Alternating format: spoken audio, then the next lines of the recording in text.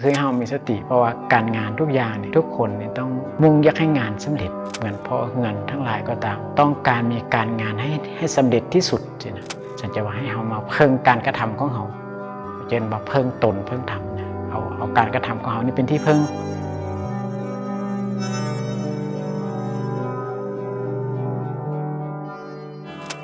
อัตตะทิปาอัตตสรณาธรรมะทิปาธรรมะสรณามีตนเป็นประทีปมีตนเป็นสรณะมีธรรมเป็นประทีปมีธรรมเป็นสรณะให้ได้ฟังธรรมะเพื่อปลดล็อกความทุกข์ในเวลาเราเฮ็ดเวียกเฮ็ดงานท่านพระพุทธพักเจ้าให้เรามีสติในการอธิษฐานการงานบ่ว่าอยู่ในอิริยาบถใดบ่ว่าจะยืนบ่ว่าจะย่างบ่ว่าจะนั่งบ่ว่าจะนอนหรือจะไปหรือจะมาหรือจะเว้าหรือจะเฮ็ดหรือจะคิดหรือจะพิจารณาอย่างทุกอย่างให้มีสติอธิษฐานการงานเพราะว่าตัวสตินี่มันจะเพิ่มสมาธิเพราะว่าการได้มีสติระลึกรู้อยู่เรื่อยๆเนี่ยคือการได้มีสมาธิเพิ่มขึ้นเท่านั้นเพราะการได้มีสติก็คือการได้เรามีความระวังมีความเอาใจใส่มีการไข้ขวนมีการพิจารณาอยู่สินะเหตุให้เรานั้นเพิ่มการงานของเรานั้นจะดีขึ้นจากที่เคยมีความทุกข์หลายมันจะทุกข์มันจะน้อยถ้ามีความทุกข์ที่น้อยมันก็เหมือนกับมันบ่มีเพราะว่าอย่างเพราะการทำงานในโลกนี่จะเป็นกสิกรรมก็ตามวานิชกรรมก็ตามโคลคกรรมก็ตามหรืออาชีพอื่นๆที่เฉพาะภาษาบ้านเราเองแหละชาวนาก็ตามชาวหัวชาวสวนปลูกฝังเลี้ยงสัตว์หรืออาชีพเหตุการณ์เหตุงานอันใดก็ตามเหตุยังก็ให้เรามีสติเพราะว่าสติมันจะเพิ่มการทำงานของเรานั้นจะได้ดีขึ้นเพราะว่าเราจะได้รู้ว่าเราเหตุงานยังอยู่สินะเราให้เราระวังบ่ว่าจิตที่มันไปคิดโลภไม่ได้ของผู้อื่นให้ระวังจิตที่จะไปคิดอิจฉาพยาบาทผู้อื่นตัวนี้ให้ระวังจิตที่จะไปคิดมีความเห็นผิดจากของธรรมก็คือว่าบทเสื่อว่าเฮ็ดดีมีผลนะระวังตัวนี้เฮ็ดชั่วมีผลสินะเฮาบทเสื่อไปนี่เฮาระวังจิตที่ไปคิดความคิดในฝ่ายที่บ่สะอาดในฝ่ายที่บ่ดีทั้งหลายนี่คือเฮามีสติเพราะว่าการงานทุกอย่างนี่ทุกคนนี่ต้องมุ่งอยากให้งานสำเร็จใช่นะเหมือนพ่อเงินทั้งหลายก็ตามต้องการมีการงานให้สำเร็จที่สุดใช่นะนี่คือความนิยมของคันว่าการงานถึงเป็นพ่อเงินก็ตามหรือราชการก็ตามก็ต้องการที่ทำงานนั้นให้สำเร็จที่สุดนี่นะเหมือนผู้ปกครองก็ต้องการที่ความดูแลความปลอดภัยต้องการความเจริญต้องการความรุ่งเรืองสิอันนี้ก็เรียกว่าเราต้องมีสติในการที่จะทำงานทุกอย่างให้ระวังความคิดเพราะว่าความคิดระวังส่วนของทั้งใจนำเพราะว่าเรื่องเฮ็ดงานนะก็เฮ็ดดีทุกคนตามเวียกตามหน้าที่ของไปของมันสันพระเจ้าจึงตรัสว่าหน้าที่ของผู้ที่จะทำงานต้องเฮ็ดเวียกก่อนหัวหน้าเลิกรุ่นหัวหน้าสิเอาแต่ของหัวหน้าให้แล้วก็เฮ็ดเวียกให้ดีที่สุด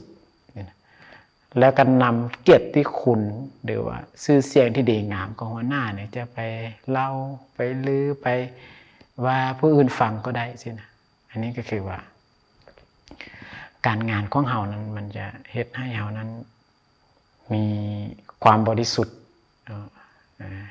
ทางหัวหน้าก็มีความบริสุทธิ์ทางลูกน้องก็มีความบริสุทธิ์ต่อกันเพราะว่าอย่างความคิดนี่มันคิด อยู่แล้วเนาะมันมักคิดคิดโลภก็มีคิดอิจฉาก็มีพยาบาทเบียดแต่ให้เขาเข้าใจว่าความคิดตัวนี้มันเป็นความคิดที่ฝ่ายลบแต่พยายามเอาคิดในฝ่ายบวกฝ่ายบวกคือว่าคิดในฝ่ายดีแต่ว่าบางอย่างหนึ่งว่าเบิ่งความดีของผู้อื่นให้หลายเบิ่งส่วนที่เขาแนะนำให้หลายขึ้นแต่ส่วนความบดีนั้นของผู้อื่นนั้นพยายามมาแล้วนึกถึงเขาเองกันว่าโคตรเก่าเขาเองว่าเขาจะบ่เฮ็ดเหมือนเขาถ้าฝ่ายความบดีทั้งหลายสินะอันนี้คือการงานของเขานี่จะเฮ็ดไปมันจะได้ดีได้ทางศีลไปในตัวได้ทางสมาธิได้ทางปัญญาว่าภาษาเขาจะเรียกว่าได้ความปกติศีลหมายถึงความปกติในการบ่เบียดเบียนตนเองผู้อื่นนี่นะได้สมาธิก็คือว่าได้ความมั่นใจได้ความบริสุทธิ์ได้ความตั้งมั่นปัญญาคือได้ความรอบรู้ว่าอันผิดอันถูกอันดีอันชั่วอันเป็นประโยชน์เป็นประโยชน์แม้แต่ว่าเราจะไปในที่ใดสถานแห่งใดหนใดเราก็ต้องสลัดในประโยชน์และบ่เป็นประโยชน์นี่ควรเฮ็ดอย่างใดควรกล่าวอย่างใดควรเว้าอย่างใดควรคิดอย่างใดในหน้าที่การงานของไผของมันอันนี้จะเกิดว่าปฏิภาณอีกตื้มเจริญสติในการงานมันจะเกิดปฏิภาณเกิดสติเกิดสัมปชัญญะเกิดปัญญาเกิดขึ้นมันจะเริ่มมีความพลิกไหวไปทีละน้อยละน้อยส่วนนี้มันจะเป็นเกิดขึ้นเฉพาะของบุคคลที่ผู้ที่จะมันสังเกตการมันใครควรมันพิจารณาทุกอย่างนั้นการใครควรการพิจารณาเนี่ยมันจะเกิดสติเกิดปัญญาใช่ไหมฟังเกิดสติปัญญาหรือการได้มีสติการฝึกสมาธิก็ให้ได้มีปัญญาด้วยกันเพราะว่าอย่างเพราะองค์ของการงานเนี่ยเบอร์เธอเขาเทศการงานถูกต้องอยู่แต่มันก็มีส่วนวาจาก็มาถูกต้องคือกันส่วนเลี้ยงชีพก็มาสู่ความถูกต้องคือกันใช่ไหมนี่ก็เป็นส่วนของศีลเลยนะศีลหมายถึงความถูกต้องความปกติความนักแน่นพระเจ้าเหมือนกับว่าเหมือนศีลาเหมือนศีลเหมือนความนักแน่นเช่นให้เฮานั้นเฮ็ดหยังแล้วจะเอิ้นว่ามีความมั่นใจนั้นหลายขึ้นเนาะพอความมั่นใจนั่นคือว่าเห็นด้วยสติว่ามีความนักแน่นคือศีลเห็นด้วยปัญญาก็คือว่าสอดส่องไขควรในความรู้นั้นในเรื่องนั้นเพื่อกระจ่างแจ้งขึ้นมาใช่ไหมส่วนศีลนี่ก็จะว่าเป็นความที่ปกติที่จะบ่เบียดเบียนตนเองผู้อื่นแล้วใช่ไหมนี่จะให้การงานของเฮานั้นจะไปได้ดีฉันพระเจ้าจะให้เฮาหักหน้าที่ขณะหักศีลก็คือหักตัวเองก็คือหักหน้าที่หักตัวเองก็คือหักผู้อื่นสินะมันจะได้ทั้งสองอย่างเลยได้ทั้งประโยชน์ตนเองได้ทั้งประโยชน์ผู้อื่นแล้วก็ได้ทั้งประโยชน์ทั้งสองฝ่ายนี่จะว่าการงานที่มีสติสำคัญให้เรามีสติพระเจ้าจะว่ามีประโยชน์ในที่ทั้งปวงฉันจะว่าให้เรามาเพิ่งการกระทำของเราเช่นว่าเพิ่งตนเพิ่งทำเนี่ยเอาการกระทำของเรานี่เป็นที่เพิ่งเหมือนว่าเฮ็ดดีแล้วพอใจยินดีสรรเสริญหรือจะสักส่วนผู้อื่นก็ได้สินะถ้าเราเฮ็ดดีแล้วเนี่ยนะทั้งกายก็ตามทั้งวาจาก็ตามทั้งใจก็ตามสินะให้เรามั่นใจในหน้าที่ของเราเพราะภาษาอังกฤษว่ามั่นใจในความรู้ของเราที่เราเรียนมาเรื่องนี้เราก็มั่นใจในเรื่องนี้ที่จะเฮ็ดให้ดีที่สุดออกมาทั้งวาจาหรือทั้งกายที่จะเป็นประโยชน์แห่งตนผู้อื่นหรือประโยชน์ทั้งสองฝ่ายก็ว่าจะนึกว่าเป็นประโยชน์ในปัจจุบันด้วยเป็นประโยชน์ในเบื้องหน้าด้วยในการต่อไปด้วยนี่เกินว่าการงานเราต้องมีสติตัวนี้เป็นสิ่งสำคัญเพราะว่าการมีสติแล้วจะมีความสุขมาให้แก่เราอีกด้วยความดีเกิดขึ้นแก่เราอีกด้วยความมั่นใจด้วยปัญญาก็จะถูกต้องไปอีกเพราะว่าเราฝึกไปนำเนาะเพราะต้องการปลดความทุกข์ในเวลาของการทำงานเพราะว่าได้เฮ็ดงานไปนำได้ความรู้ไปพร้อม ได้สติไปพร้อมได้ปัญญาไปพร้อมได้ศีลไปพร้อมได้สมาธิไปนะเขาว่าภาษาทางโลกกันว่าได้ความดีที่จะเกิดขึ้นแก่เราในเวลาต่อไปในเวลาต่อไปได้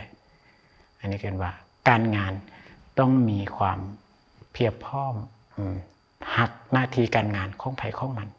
เนาะเหตุงานยังเหตุการณ์ยังเหตุเวียกยังนั่นแหละคือหักตัวนั้นคือหักตัวเอง